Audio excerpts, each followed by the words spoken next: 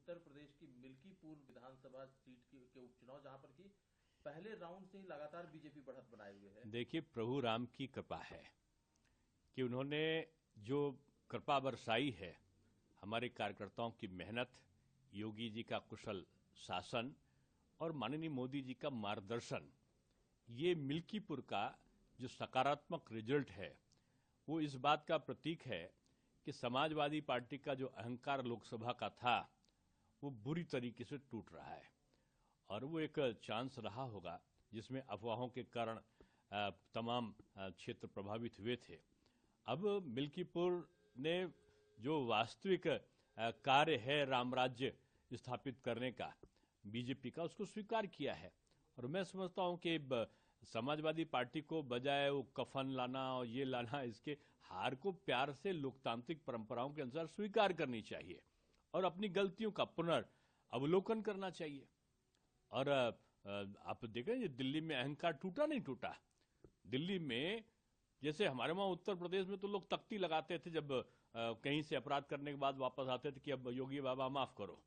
उनका दिल्ली में मैंने 3 नेताओं को देखा कि वो तख्ती लगाए थे और उसमें कहा था, दिल्ली की जनता मुझे माफ करो, मैं आपका गंदा कीचड़ वाला पानी आपको साफ नहीं दे पाया, आपका यमुना जी साफ नहीं कर पाया, आपकी सड़क नहीं बना पाया, आपका कूड़ा नहीं हटा पाया, अब की मुझे फिर माफ कर दो।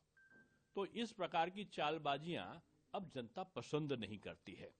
उन्होंने कहा था कि मैं 5 साल पहले कहा था कि मैं डुबकी लगाऊंगा, इतनी साफ कर दूंगा।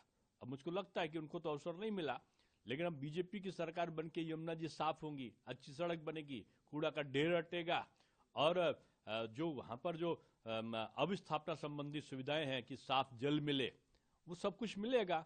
और यमुना जी जब साफ होंगी तो आदरणीय केजरीवाल जी के पास अवसर होगा कि अपने समय में तो डुबकी नहीं लगा पाए, लेकिन बीजेपी के समय में वो जाके डुबकी लगाकर इस चीज का पाश्चाताप कर ले कि जनता से जो वादा है वो झूठा नहीं करना है। मोदी जी की तरह वायदा नहीं, संकल्प करना चाहिए। और संकल्प को पूरा करने के लिए जो भी संकल्प लिया था बीजेपी ने, चाहे वो लोकसभा में लिया हो, चाहे उत्तर प्रदेश की विधानसभा में लिया हो, चुन चुन कर, जिसको बोलते हैं कि धारा 370 था तो अमित शाह जी ने 1, 2, 3 किया और धारा 370 समाप्त, राम मंदिर का निर्माण पूरा।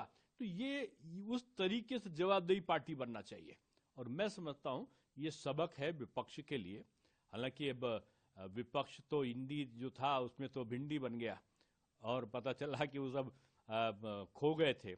इस चुनावी मेला में यूपी के 2 लड़के अलग अलग भड़के और एक ने कहा, यूपी के एक लड़के ने, जो इनको, मैं नहीं लड़का बोल रहा हूं, उनका विज्ञापन था, उन्होंने कहा कि जो आम आदमी पार्टी के हुए हैं वो सबसे बड़े भ्रष्टाचार के हैं, शराब का घोटाले वाले। तो इन्होंने उनको कहा कि ये तो नेशनल हेराल्ड के अपराधी हैं घोटाले के। तो जब जानते हो कि एक दूसरे का घोटाला है तो इन घोटालों का तालमेल लोकसभा में क्यों हुआ था? जनता ने ये प्रश्न किया है और हार इसी सब कुटिल नीतियों के कारण, इनके जो गलत बयानी के कारण इनकी हार हो रही है।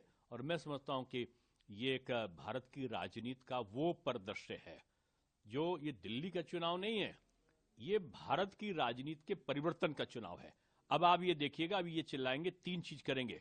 अभी ये ईवीएम और प्रशासन को लेकर चिल्लाएंगे, ये एक दूसरे को चिल्लाएंगे और तीसरी बार फिर ये सब आपस में मिलने के लिए फिर दौड़ने लगेंगे। अब की पहले यूपीए बनाया, फिर इंडी गठबंधन बनाया, अब की और गठबंधन बनाने के लिए फिर दौड़ेंगे।